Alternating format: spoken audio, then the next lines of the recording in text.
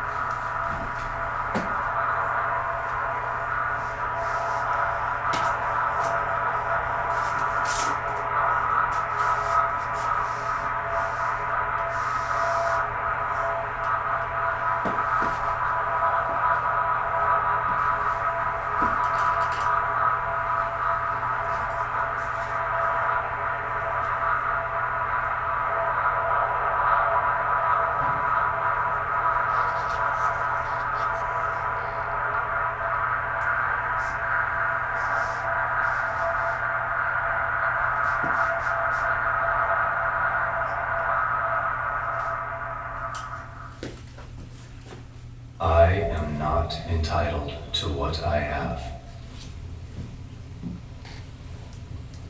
Therefore, everything I have is stolen. If I've got it, and I am not entitled to it, I must have stolen it because I am not entitled to it. I am not entitled to it because I have stolen it. I have stolen it, therefore, I am not entitled to it. I am not entitled to it, therefore, I must have stolen it. Or, it has been given to me as a special favor by someone who is entitled to it. I am not entitled to So it I am expected to be grateful for all I have, because what I have has been given, not stolen. I've stolen it. Therefore, I am not entitled to what I have.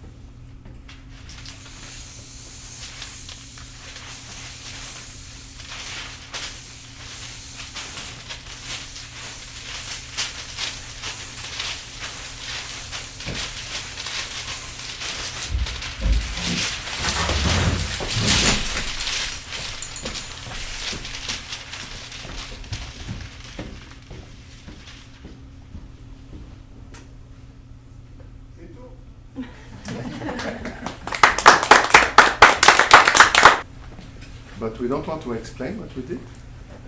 So maybe it's more interesting to talk about lecture de l'espace, what I call. Donc, ce que j'aime bien, c'est peut-être pas expliquer évidemment ce qu'on a fait là.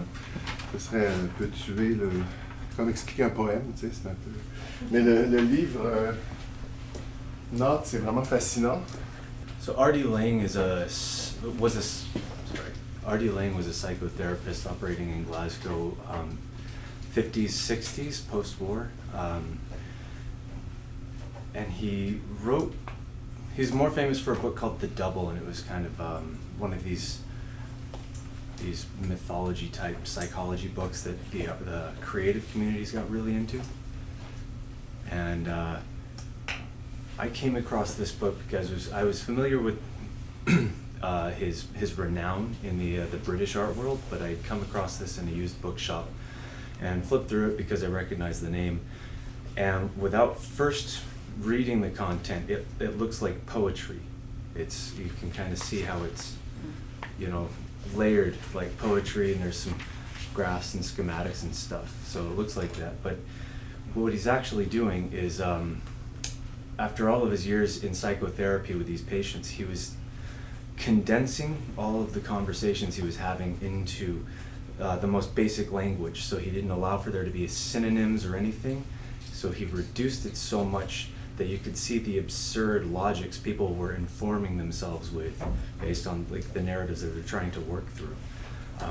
I found that really attractive because it somewhat seems kind of like a form of computer program for emotions that get kind of silly when you go through them, but it looks like poetry as well, and there's a quality of poetry when it's read, but it's got a completely different relationship to how you hear the language. I'm not sure exactly why Eric chose this particular spread. I chose it because dans tout le livre, il y a deux personnages, Jill and Jack, like a male and female, and this page didn't have names, so I liked c'était plus, parce que sinon ça aurait eu l'air, lui je suis Jill ou je suis Jack ou whatever, donc on voulait pas rentrer là-dedans. Et puis et surtout c'est l'aspect graphique qui est comme une partition ici. Donc en fait là même je vois que ça obéit carrément à la structure du livre. Cette page-là était là, cette page-là était là en cercle. Puis donc je dis c'est parfait, voici le dôme. Alors bingo, tu sais finalement c'est pas mal ça. Donc on l'a vu comme ça. Puis en fait je trouvais que ces pages-là sont assez en soi complète, on n'a pas besoin de connaître ce qui précédait ou ce qui suit. Il y a déjà un énoncé conceptuel qui sort de ce texte-là.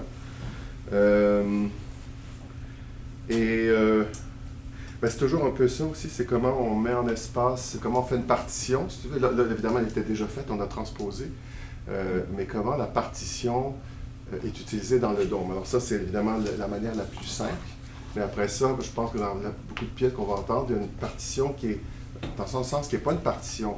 D'ailleurs, il faut se demander ce que c'est. Ces données-là dans SPAT, on peut le voir comme une partition, mais on peut le voir aussi comme une interprétation. Alors ça, c'est assez intéressant parce que, dans ce cas-ci, la plupart du temps, c'est les compositeurs qui interprètent et qui disent à Casey, je veux ci, je veux ça. Mais je ne sais pas si Casey, on t'a déjà demandé d'interpréter librement. Comme je t'ai donné ça hier, je dis fais ce que tu veux avec ça finalement. J'ai juste dit est-ce qu'on peut réajuster, est-ce qu'on peut commencer le texte en face de JD plutôt que. Parce que dans l'espace, ça faisait plus de sens.